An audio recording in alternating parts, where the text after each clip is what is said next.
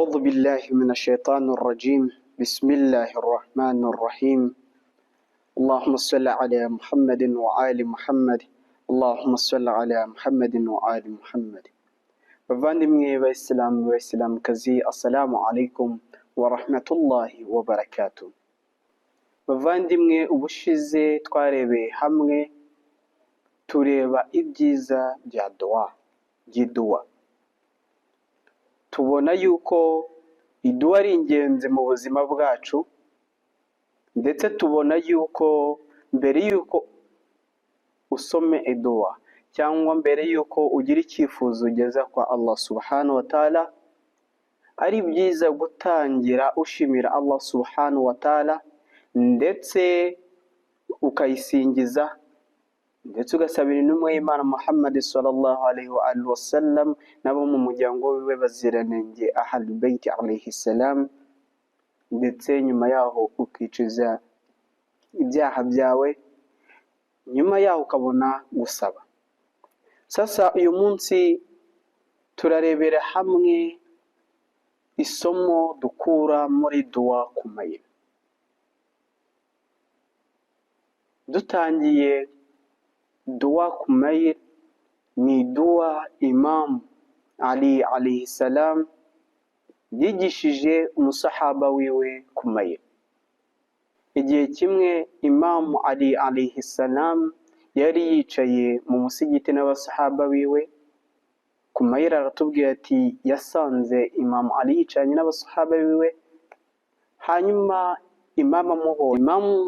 hanyuma akabwira ku mayira akamubwira ati maja bika ya Kumayir, ati yewe Kumayir niki kikuzanye?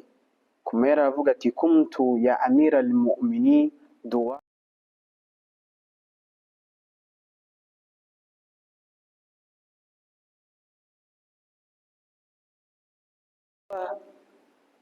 yasomwaga cyane n'uwitwaga Khidir. Uyu Khidiri no muri Quran agarukamo mu nkuru yiwe na Nabi Musa. Sasa yashaka iyo mugabo yasomaga iyi duwa cyane. Sasa Kumayir yashaka ko amwigisha iduwa yamufasha mu buzima bwe bwa buri munsi. Imam arangije amubwira ati faqala ijlis ya Kumayir, yewe Kumayir icara, idha hafizta hadha duwa fad'u bihi kull laylat jum'a, ati mu gihe usigasiye iyi duwa ujye uyisoma buri joro ryo kuwa gatanu, yani bucya ari kuwa gatanu, nibyo twita mu ijoro ryo kuwa kane bugacya ari kuwa gatanu. Au fi shahari marra, cyangwa inshuro imwe mu kwezi, yani nibikunanira kuyisoma inshuro imwe mu cyumweru ujye uyisoma inshuro imwe mu kwezi. Au fi sanati marra, cyangwa inshuro imwe mu mwaka, nibikunanira inshuro imwe mu cyumweru cyangwa inshuro imwe mu kwezi ujye usoma inshuro imwe mu mwaka. Au fi umrika marra, au cyangwa inshuro imwe mu buzima bwawe. Tuqfa, iraguhagije imbere ya Nyagasani wawe, wa tunsar, ndetse izanagutabara, wa turzaq, ndetse izaguhereza na riziki. Yani yewe Kumayir iraguhagije iyo duwa imbere ya Nyagasani wawe, uzayifashisha uri gusaba Allah subhanahu wa ta'ala, kuko izakurinda inarinde inaguhereze riziki. Nibisanzwe Imam Ali atangira igisha Kumayir, bismillahir rahmanir rahim, Allahumma salli ala Muhammadin wa ali Muhammad, Allahumma inni as'aluka bi rahmatika allati was'at kulla shay. Mana ndagusaba kubw'impuhwe zawe wahundagaje kuri buri kintu. Imam atangira yigisha Kumayir. Reka turebe kuri iyi nteruro gusa ariyo tuganiraho kuri uyu munsi. Allahumma inni as'aluka bi rahmatika allati was'at kulla shay. iyi Allahumma abamenyi baratubwira ati Allahumma manahu ya Allahu, yewe mana.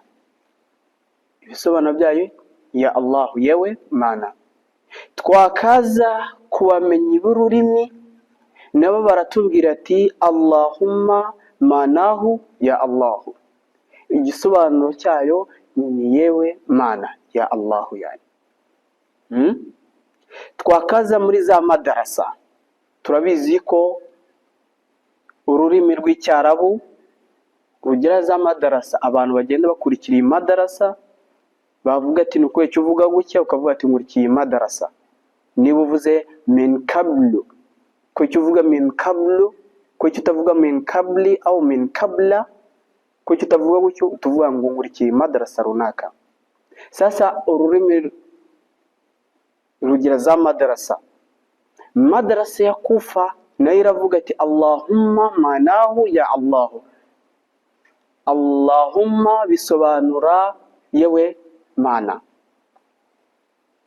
Abamenyi baratubwira ati ya Allah, yewe mana ni izina rikusanyije amazina yose ya Allah subhanahu wa ta'ala. Allah subhanahu wa ta'ala agira sifa nyinshi.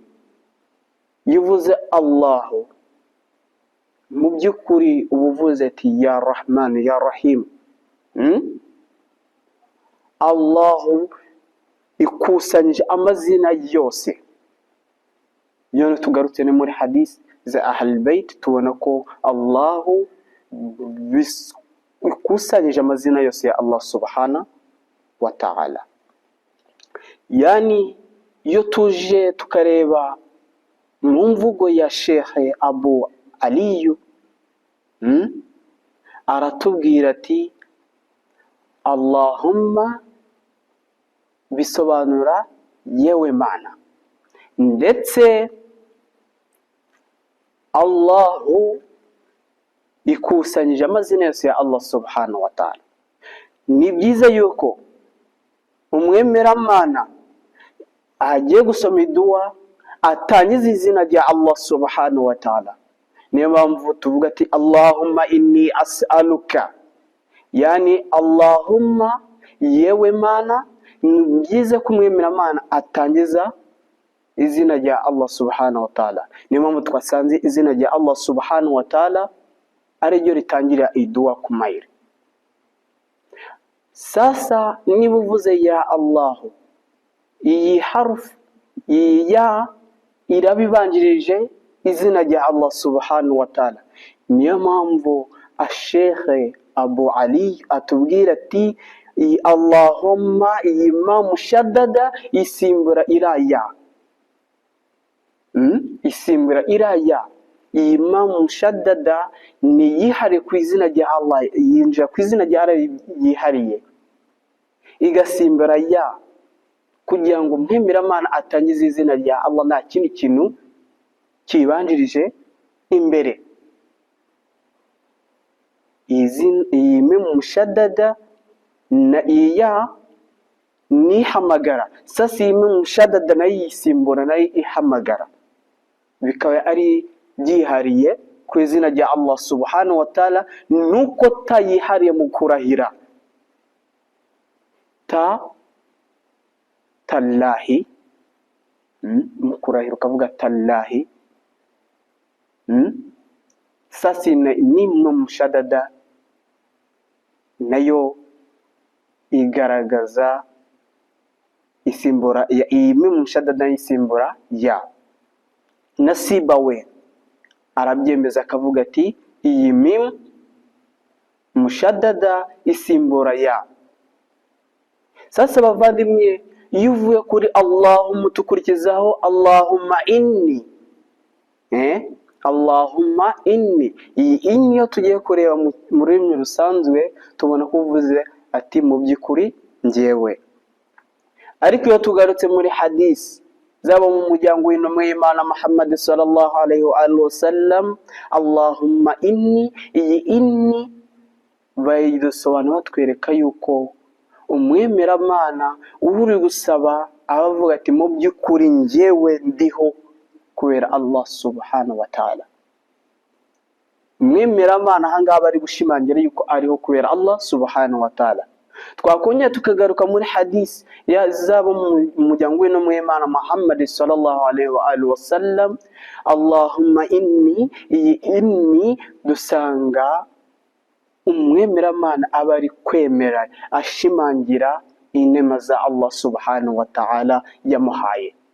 Na Qur'ani iratubwira ati wa amma bi ni'mati rabbika fahaddith, kubw'ingabire kubw'inema Allah subhanahu wa ta'ala yaguhaye zigaragaze, mushimire uzigaragaze. Sasa mwemeramana anga aravuga Allahumma inni, arerekana inema Allah subhanahu wa ta'ala yamuhaye.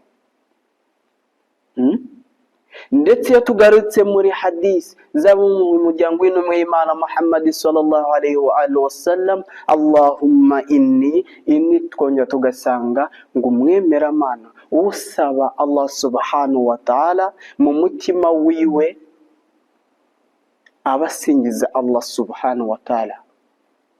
Qur'ani iratubwira ngo singiza nyagasani wa mutima wawe.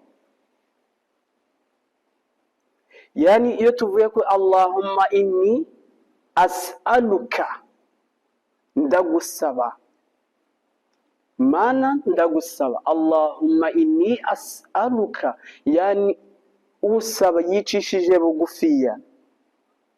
Allahumma inni as'aluka yicishije bugufiya, asaba Allah subhanahu wa ta'ala. Ntago ameze na wundi uri gusaba uwo barenganya cyangwa uwo ari hejuru yiwe, yani yicishije bugufiya. Yewe mana nta kindi mfite ndagusaba. Allahumma inni as'aluka, nyuma ya as'aluka birahmatika, kubw'impuhwe zawe. Nyuma ya as'aluka Allahumma inni as'aluka birahmatika, mana ndagusaba kubw'impuhwe zawe. Bavandimwe, umuntu ashobora gusaba Allah subhanahu wa ta'ala agamusaba ikintu ariko akagera nyuma akazarekera kugisaba. Ariko ikiremwa muntu hari ibyo gisaba Allah subhanahu wa ta'ala, bikaba byiza ko buri munsi agomba gusaba Allah subhanahu wa ta'ala icyo kintu.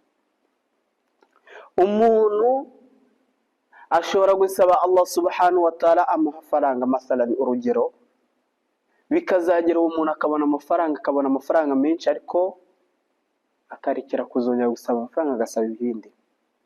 Ariko ikiremwa muntu kigomba gusaba impuhwe buri munsi. Niyo mpamvu mu isala yacu dutangiza bismillahirrahmanirrahim, ku izina ry'Imana nyirimbabazi. Kuri surat al-Fatiha bamenye baratubwiye utangije bismillahirrahmanirrahim, isala yawe ni batiri. Ariko nyuma y'indi sura nta kibazo, abandi bamenye bakavuga ati ni byiza ko uvuga bismillahirrahmanirrahim, abandi bakavuga ati niyo wabereka nta kibazo. Sasa ikiremwa ni ngombwa ko buri munsi gisaba impuhwe za Allah subhanahu wa ta'ala. Sasa bavandimwe, impuhwe za Allah subhanahu wa ta'ala zigabanyijemo ibice bibiri: rahmatu rahmaniyya, ni impuhwe rusange, na rahmatu rahimiyya, ni impuhwe zile khasa zifite abo zagenewe, zitari za rusange. Sasa impuhwe ziri rusange, impuhwe ziri rusange ni za zindi zigera kuri buri kiremwa cyose, paka kugera ku mbwa, ingurube na Iblis. Abantu bashobora kutabikanga, na Iblis aracyariho kubera impuhwe za Allah subhanahu wa ta'ala. الإمام الصادق عليه السلام أرتبياتي قال إذا كان يوم القيامة نشر الله تبارك وتعالى رحمته ati ku munsi w'imperuka, Imam Sadiq aratubwira ati ku munsi w'imperuka Nyagasani azasakaza impuhwe ziwe hatta yatmau iblisu fi rahmatihi, kugezaho Iblisi azizera yuko, shayitani azizera yuko azabona impuhwe za Allah subhanahu wa ta'ala. Yani shayitani azizera ko azabona ku mpuhwe za Allah subhanahu wa ta'ala ku munsi w'imperuka. Sasa hari impuhwe rusange buri muntu wese azabona. Sasa impuhwe zile khasa, impuhwe zile khasa ni za zindi zigenewe ahal tawhid,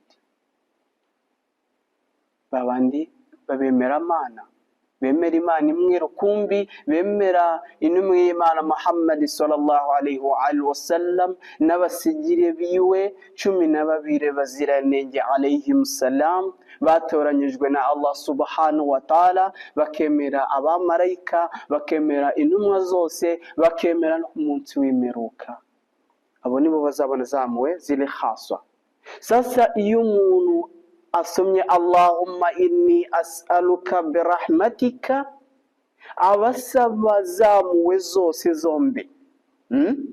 Iyo ikiremwa muntu kivuze ati Allahumma inni as'aluka birahmatika, Mana ndagusaba kubw'impuhwe zawe zirampuhwe zombi, zamwe za rusange na zamwe zile khaswa. Umuntu abasaba impuhwe zombi. Iyo tuje muri tafsiri ya Imam al-Asqari alayhi salam, qala amirul mu'minin alayhi salam, adusobanurira amagambo ya amirul mu'minin, umuyobozi w'abemera Imana Ali ibn Abi Talib, yaravuze ati Allahu rahimun bi'ibadihi, ati Nyagasani ni nyirimpuhwe ku bagaragu biwe, wa min rahmatihi, ngo kandi mu mpuhwe ziwe innahu khalaqa mi'ata rahma, Allah subhanahu wa ta'ala yaremye impuhwe 100, ja'ala minha rahmatan wahidatan fi khalqi kullihim, ndetse muri izo mpuhwe 100 Allah subhanahu wa ta'ala yashize impuhwe imwe mu biremwa byiwe. Fabiha yatarahamu nasu, niho tubona abantu bagirana impuhwe hagati yabo. Watarahamu walidatu waladaha, ni naho tubona umubyeyi agira impuhwe umwana wiwe. Watahannanu umuhatu min hayawanati ala auladiha, ndetse ni naho tubona umubyeyi w'inyamaswa agira umwana wayo impuhwe. Idha kana liyawm al-qiyama adafa hadhihi ar-rahma wahida illa 99 rahma, ati ku munsi w'imperuka Allah subhanahu wa ta'ala azongeza impuhwe ziyo kuri impuhwe imwe yashize mu bantu, impuhwe 99, fayarhamu biha ummatan Muhammadin sallallahu alayhi wa alihi wa sallama. Allahumma salli ala Muhammad wa ali Muhammad, ndetse azagirira impuhwe umma ya Nabi Muhammad sallallahu alayhi wa alihi wa sallam. Allahumma salli ala Muhammadin wa ali Muhammad.